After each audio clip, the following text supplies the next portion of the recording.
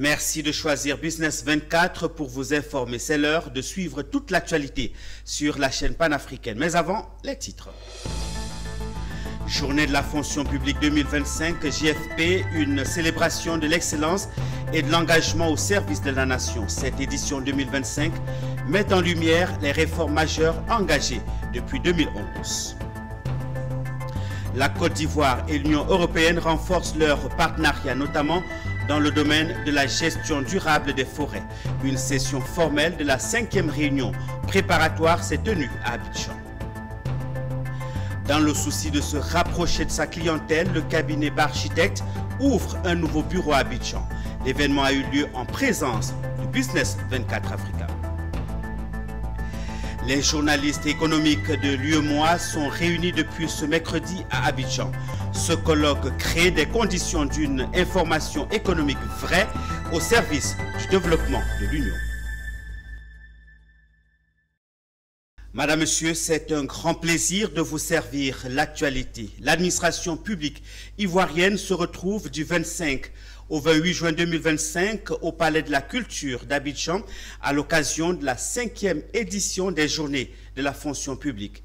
Bilan et perspective des actions de transformation du service public, c'est autour de ce thème que le ministère d'État, ministère de la fonction publique et de la modernisation de l'administration tient ce rendez-vous dont les objectifs sont entre autres valoriser les acquis, remobiliser les fonctionnaires pour une administration plus proche des populations. Le compte rendu de l'ouverture des JFP 2025 avec Mondésir Nascimento.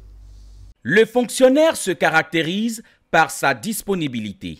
Cette phrase est une assertion de Aoutou Kofi Emmanuel, ministre directeur de cabinet du vice-président de la République, convié pour animer la conférence inaugurale des Journées de la fonction publique édition 2025. C'est une conférence autour du thème « Bilan et perspectives des actions de transformation du secteur public ». L'auditeur du jour a dressé un tableau analytique. Le chemin parcouru, notamment les grands changements positifs en faveur de l'administration dans sa globalité, mais aussi les défis liés au changement et également les nouveaux challenges. Le sens du service public, le bilan des actions, l'exemplarité de la tutelle, l'atteinte des orientations indiquées par le président de la République de Côte d'Ivoire, les défis à surmonter caractérisés par la réticence des agents de l'État et les perspectives de transformation permanente. Ce sont les 6 points abordés par Aoutou Kofi Emmanuel, ministre directeur de cabinet du vice-président de la République à l'ouverture des JFP 2025. Le thème qui m'est donné de développer vise à traduire concrètement en stratégie et en action donc ces principes, ces valeurs, la performance, l'équité, la bonne gouvernance en un mot. Ce thème constitue à mes yeux donc une véritable interpellation. C'est pour moi une invitation à évaluer objectivement le chemin parcouru et surtout à rêver grand pour un service public capable de répondre efficacement aux aspirations des citoyens dans toute leur diversité. Pour cette administration ivoirienne, plus humaine, efficace, performante et plus proche du public, la tâche confiée à Anne-Désirée Ouloto, ministre d'État, ministre de la fonction publique et de la modernisation de l'administration par le président de la République Alassane Ouattara, est exécutée avec abnégation. Félicitant les agents de la fonction publique ivoirienne pour leur résilience, Anne-Désirée Ouloto a souligné que la modernisation de l'administration est une transformation permanente et que c'est maintenant que le travail va commencer après avoir imprimé les bases d'un renouveau. C'est maintenant que ça va commencer. Autrement dit. Ou bien vous n'êtes pas d'accord avec moi? Le plus difficile va commencer. Entendons les observations. Entendons les critiques. Et remettons-nous au travail avec l'ensemble des fonctionnaires de notre administration. Sans complexe, sans état d'âme.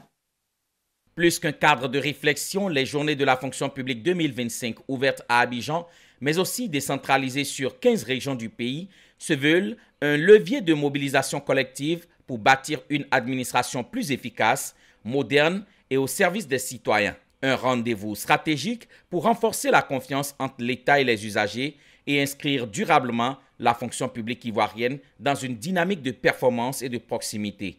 Les JFP 2025 s'étendront sur 4 jours, à savoir du 25 au 28 juin, et sont également des stands affectés à tous les services d'État pour rapprocher l'administration du grand public. Une actualité environnement. La Côte d'Ivoire et l'Union européenne poursuivent leur collaboration pour une gestion durable et légale des forêts. Ce lundi 24 juin, la session formelle de la 5e réunion préparatoire du comité conjoint de mise en œuvre s'est tenue à Abidjan dans le cadre de l'accord de partenariat volontaire pour l'application des lois forestières, la gouvernance et le commerce du bois. Les parties prenantes ont fait le point sur les avancées du processus, comme nous le précise dans ce compte-rendu Générosa Quadio. À l'hôtel Lanoun d'Abidjan s'est tenue la session formelle de la 5e réunion pré-CCMO, entendait préparation du comité conjoint de mise en œuvre de l'APV FLEGT, accord de partenariat volontaire pour l'application des lois forestières, la gouvernance et le commerce du bois. Une initiative conjointe entre la Côte d'Ivoire et l'Union européenne pour lutter efficacement contre l'exploitation illégale du bois et assurer une gouvernance forestière plus transparente. Le ministre des Eaux et Forêts, Laurent Tchagba, rappelle les enjeux pour la Côte d'Ivoire. Cet accord est l'expression de la volonté commune des parties de lutter contre l'exploitation illégale du bois, de renforcer la gouvernance forestière et de promouvoir un commerce légal et durable du bois. Il représente un engagement fort pour une gestion durable de nos ressources forestières, mais aussi une opportunité économique et environnementale majeure pour notre pays. Cet accord vise à assurer la traçabilité du bois exporté vers l'Union européenne tout en favorisant une gouvernance forestière plus inclusive, bénéfique aux communautés locales.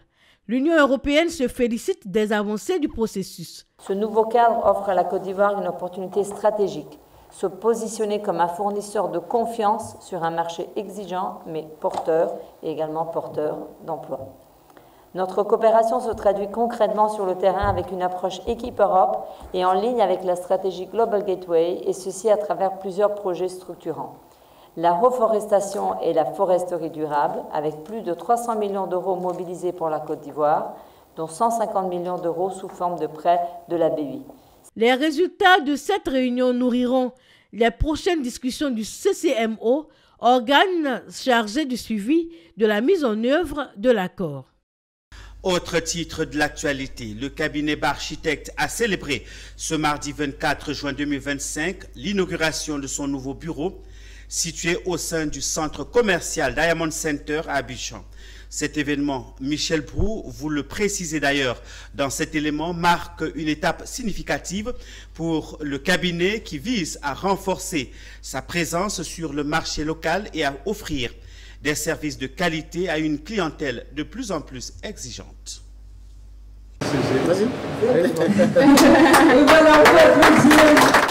C'est un pas vers une meilleure proximité avec la clientèle et une nouvelle page pour le cabinet B Architecte à l'ouverture de son nouveau bureau. B Architecte, pionnier de l'architecture moderne, entend faciliter l'accès à ses conseils et à ses offres de services en matière de construction. Doté d'un open service avec du matériel à la pointe de la technologie, ce cadre enregistre aussi bien une salle de conférence, le bureau du directeur et un service d'accueil. Un moment de fierté vécu à cette occasion par le premier responsable de cette agence engagé dans sa mission d'offrir des solutions adaptées et personnalisées à chaque projet. Pour des jeunes architectes, ce ne sont pas des choses aisées, ce ne sont pas des choses simples, mais ce sont des choses qui sont importantes. Donc l'aventure ne fait que commencer. Nous avons aujourd'hui de nouveaux locaux et alors nous prions que tout se passe bien. Et voilà, nous sommes ouverts et les portes sont grandement ouvertes. Mentor Parents, amis et collaborateurs sont venus lui témoigner tout leur soutien à cet événement. Vous comprenez ma joie aujourd'hui de voir qu'il a déjà récolté le fruit de son investissement dans ses parents. Je suis très très fier et je rends grâce à Dieu. C'est vraiment un sentiment de fierté, parce que je connais Boris depuis de nombreuses années, j'ai vu tous les projets sur lesquels il a travaillé, j'ai vu comment il a grandi, je vois ce qu'il est devenu aujourd'hui avec ses différentes équipes et je suis vraiment très fier de la personne qu'il est aujourd'hui. On a vu plein de ses réalisations, bon, franchement, il n'y a rien à dire. Fondé en 2012 sous le nom de cabinet B Architectes et Associés, B Architectes est une agence d'architecture basée à Abidjan en Côte d'Ivoire. Boris Akoa, diplômé de l'école africaine des métiers de l'architecture et de l'urbanisme et la MDO Business School Abidjan, est aux commandes de ce cabinet. Je vous l'annonçais également en titre, le journalisme à l'ère des mutations technologiques et de l'intégration régionale, défis, opportunités et perspectives pour l'UEMOA. Ceci est le thème du tout premier colloque régional de 3 jours de la plateforme média UEMOA. Composée de journalistes économiques des 8 pays de l'UEMOA, la plateforme média UEMOA vise par ce colloque à créer des conditions d'une information économique vraie et au service du développement de l'Union. Le compte rendu de la cérémonie d'ouverture avec Issa Badini. Ils viennent de la Guinée-Bissau, du Sénégal, du Mali, du Burkina Faso, du Niger, bref, des 8 pays de l'Union monétaire ouest-africaine.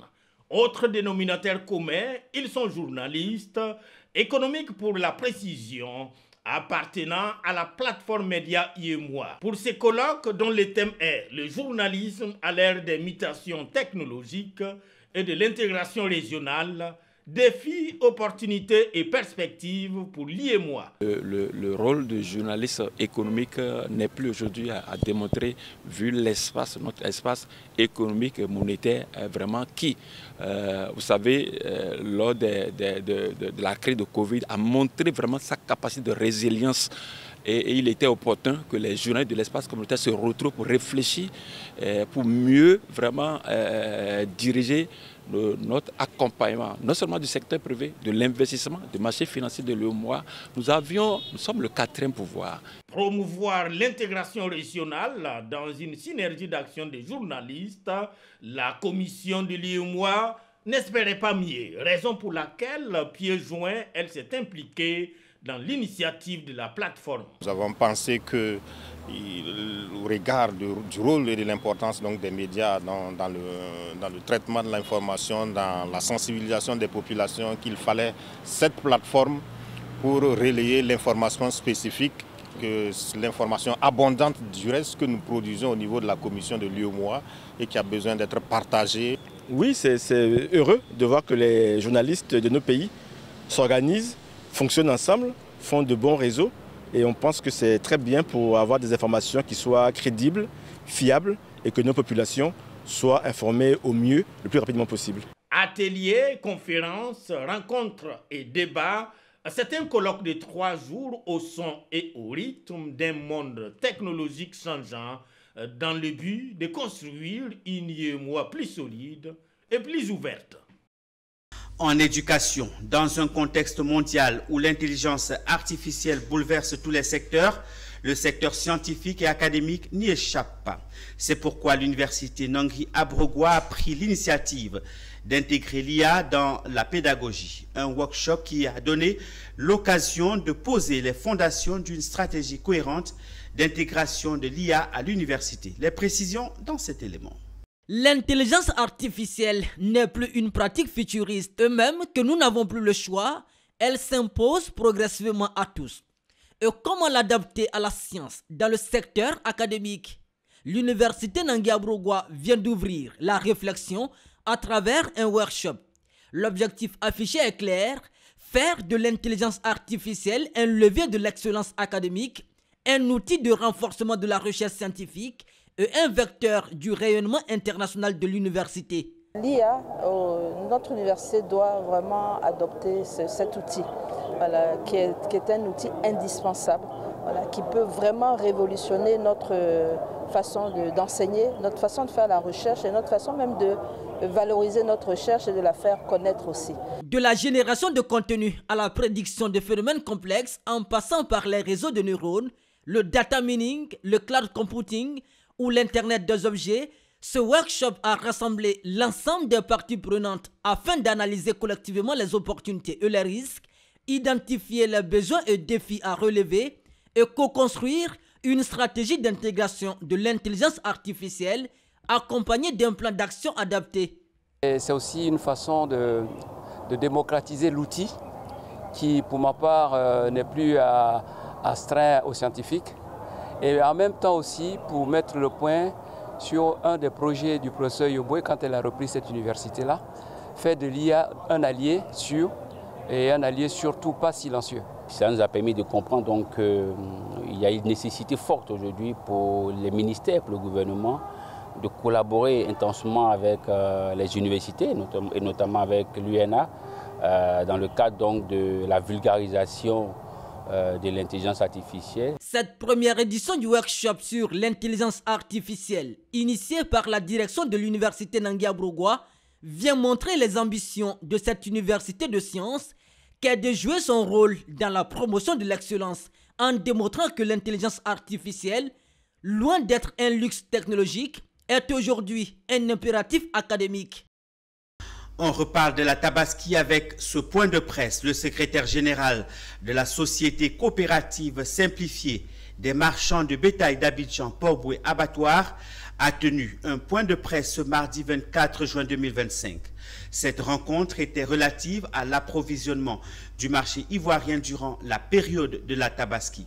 Le secrétaire général de la SCOUP MBA a saisi l'occasion pour se désolidariser de l'interprofession petit ruminant, en abrégé Interpru dans ses attaques contre les autorités. Écoutons les propos du secrétaire général de la SCOUP MBA au micro de nos reporters. Déclaration de la Société coopérative simplifiée des marchands de bétail d'Abidjan, SCOUP MBA.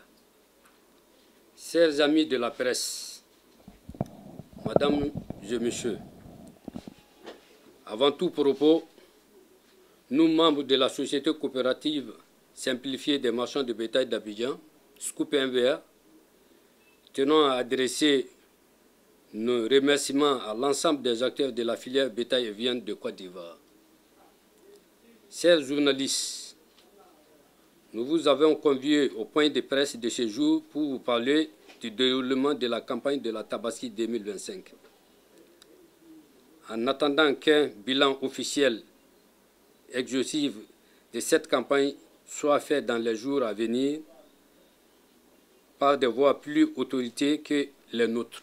Il faut noter que quelques jours après la fête de la Tabaski célébrée le vendredi 6 juin 2025 par nos frères musulmans et la population, l'approvisionnement du marché ivoirien en bovins, ovins et caprins a été une note de satisfaction, tant qu'en quantité et en qualité, mais surtout à des prix à la portée de toutes les bourses. À cet effet, et à l'inquiétude qui était celle des populations ivoiriennes quant à l'épineuse question de l'approvisionnement du marché, l'Organisation interprofessionnelle gros-ruminant de Côte d'Ivoire, OIA-GRCI, avec à sa tête le PCA Issaka Savadogo, a mené une campagne positive auprès des pays fournisseurs en bétail que sont le Mali, le Burkina Faso et le Niger, pour un meilleur ravitaillement du marché ivoirien. Cette campagne satisfaisante est aussi et surtout le fruit d'une bonne collaboration entre l'OIA gros-ruminant et les autorités ivoiriennes. Retour sur l'événement AfriTalent qui a eu lieu à Abidjan. Après quelques années d'interruption due à la Covid-19, AfriTalent est de retour en Côte d'Ivoire pour la 7e édition.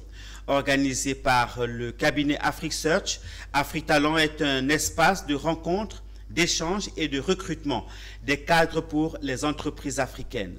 Le groupe Cofina, dans le but de renforcer ses équipes africaines, a pris part à AfriTalent 2025. Voyons ensemble comment s'est déroulée la journée de Cofina à travers ce reportage que signe Philippe Zabo. C'est un marché pas comme les autres, dédié au coaching, à la détection, à l'orientation et au développement des ressources humaines pour les entreprises africaines. Après quelques années d'interruption, AfriTalent pose à nouveau ses valises sur les bords de la lagune ébriée. Il y a eu plusieurs éditions et donc chaque année le salon se déroule dans un pays. Et donc à Abidjan par exemple c'est la 7e édition, mais à Paris on en est à la 25e édition puisque ça a lieu chaque année. Le principe est très simple. Des entreprises qui sont nos clients nous demandent des professionnels à recruter. Et donc ces entreprises nous envoient une liste de postes à pourvoir et donc nous les invitons à avoir un stand et en face les candidats appliquent pour participer et nous les sélectionnons sur la base de leur profil, leur expérience, leur formation, leur envoyer une invitation et ils viennent à ce salon pour rencontrer des entreprises et donc ont des entretiens pour éventuellement décrocher un poste ou alors ils vont rencontrer des coachs qui vont les conseiller sur leur carrière, sur leur profil, etc. Dans cette véritable riche d'opportunités, Cofina, la compagnie financière africaine, entreprise panafricaine par excellence, ne pouvait pas rester en marge de ce rendez-vous. Comme sur tous les marchés, Cofina y applique la loi de l'offre et de la demande avec une approche résolument B2B. Alors en tant qu'entreprise panafricaine, nous sommes toujours à l'écoute de nouvelles opportunités pour la jeunesse africaine et il nous a semblé évident de pouvoir aujourd'hui nous présenter à la jeunesse africaine et de voir dans quelle mesure ils seraient intéressés de rejoindre notre institution qui existe maintenant depuis 10 ans.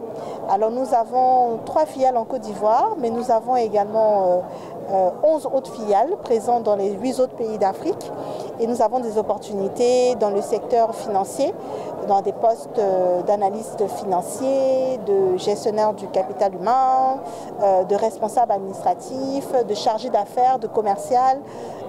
Nous avons aussi une filiale dans l'immobilier. Donc vraiment, je pense qu'il y a beaucoup d'opportunités et il aurait été intéressant de pouvoir rencontrer des personnes qui aujourd'hui sont à la recherche et de pouvoir échanger avec eux. Face au stand de Cofina, l'engouement est palpable. Une file d'attente se dessine. Il faut dire qu'à l'ouverture de la cérémonie, la présentatrice a su trouver les mots justes pour captiver les participants. Ces derniers n'ont pas hésité à nous livrer leurs impressions. De la présentation que j'ai vue, c'est un groupe qui valorise le capital humain, où l'être humain est au centre de leur métier. Et ça, c'est quelque chose qui m'a attirée, d'où l'accueil que je fais pour pouvoir échanger avec les responsables. On va dire que lors de notre premier entretien à la conférence, déjà, elle a dit venez comme vous êtes, nous vous accueillons. Du coup, je me dis pourquoi pas. Référence du marché panafricain de la mésofinance, Cofina est présente dans 9 pays d'Afrique et emploie plus de 2000 collaborateurs. Elle s'impose comme un acteur clé dans le financement des micro, petites et moyennes entreprises, y compris celles du secteur informel. L'actualité dans les régions à présent, débutons par le Lodibois. À Difo, l'Observatoire ivoirien des droits de l'homme a organisé ce mardi 24 juin 2025 à travers le projet Lien, une session de renforcement de capacité des administrateurs de la plateforme cyberactivistes et journalistes locaux. Dénommé Lutte pour l'intégrité de l'information en période électorale en Côte d'Ivoire, il permettra à l'approche des prochaines échéances électorales de faire de l'espace numérique un vecteur d'information crédible, accessible et apaisé. Michel Brou. Les administrateurs de plateformes cyberactivistes et journalistes locaux ont répondu présent à l'appel de l'Observatoire ivoirien des droits de l'homme à Difo. Pour les initiateurs, il était impératif de marquer le pas et doter ces acteurs de la communication d'outils nécessaires pour garantir aux citoyens des informations précises et pertinentes, contribuant ainsi à un climat de confiance et de sérénité lors des élections. La coordinatrice du projet est revenue sur l'importance de cette rencontre au profit des cibles visées. On a constaté lors des élections présidentielles de 2020 qu'il y a eu beaucoup de messages, de contenus, de désinformation, des rumeurs malveillantes, des discours haineux qui ont circulé, qui ont été massivement relayés sur les réseaux sociaux à travers certaines plateformes. C'est pour ça que nous avons justement initié cette formation, pour les outiller à véritablement véhiculer des messages d'apaisement. La mise en œuvre de cette rencontre a reçu le soutien des auditeurs présents qui ont également fait des suggestions. En temps d'élection, toutes les informations passent. Il faut donc procéder systématiquement à la vérification des informations avant de les relayer. Il faut également prendre le temps de mesurer l'impact des informations qu'on doit faire passer, choisir le bon timing avant de les faire passer. Aujourd'hui, il y a les gros mots, les gens ne comprennent pas. Bon, si un baoulé explique en baoulé, un Senfo, un Djoula, un Guéré, comme nous sommes à Divo, un Dida explique en langue, moi je sais que nous aurons la paix et puis nous aurons bien aux élections. Le projet Lutte pour l'intégrité de l'information en période électorale en Côte d'Ivoire bénéficie du soutien financier de l'ambassade du Canada à travers le Fonds canadien d'initiative locale. Rendez-vous est pris le vendredi 26 juin 2025 à Yamoussoukro avec les administrateurs de plateformes numériques, des journalistes locaux et des cyberactivistes. Enfin, dans le Sud Comoé, encourager l'excellence scolaire et récompenser les efforts, c'est l'objectif de la journée du mérite et de l'excellence qui s'est tenue à Etubeti dans la sous-préfecture d'Adjoin. Pour cette 13e édition, 138 élèves venus d'une vingtaine d'écoles primaires dans le département d'Aboisseau ont été distingués, tout comme leurs enseignants. Une initiative du compendium des cadres du Sud Comoé pour promouvoir l'éducation et célébrer le mérite. Reportage. 138 élèves issus d'une vingtaine d'écoles primaires des sous-préfectures d'Aboisseau et d'Adjoin sont récompensés. Nous sommes à la 13e édition de la journée du mérite et de l'excellence d'Etubeti, localité située dans la sous-préfecture d'Adjoin. C'est une cérémonie organisée sous l'impulsion du compendium des cadres du Sud Comoé. La réussite des enfants, la réussite d'une région part de la base. Et la base, quand on dit la base de l'enfant, c'est quoi? C'est l'école primaire. Quand la base est solide, on avance avec sérénité. Les meilleurs élèves des classes du CP1 au CM2 ont reçu des kits scolaires, des trophées et les encouragements des responsables de l'éducation. Les enseignants, pour leur sens du devoir et du travail bien fait, ont été également honorés. Une ancienne élève de l'école primaire d'Etubeti, aujourd'hui cadre, salue l'initiative et encourage ses cadets.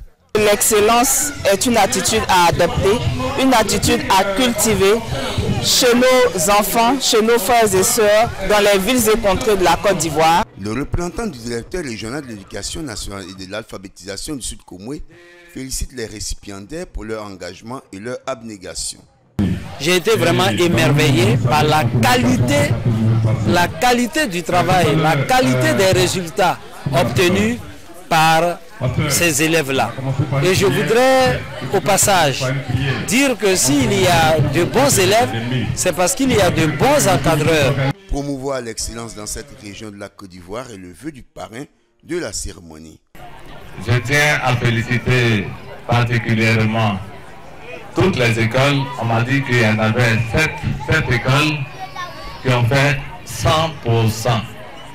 Ça nous fait plaisir, tous les parents d'élèves ici présents, de savoir que dans notre sous-préfecture, l'école prend de l'ampleur.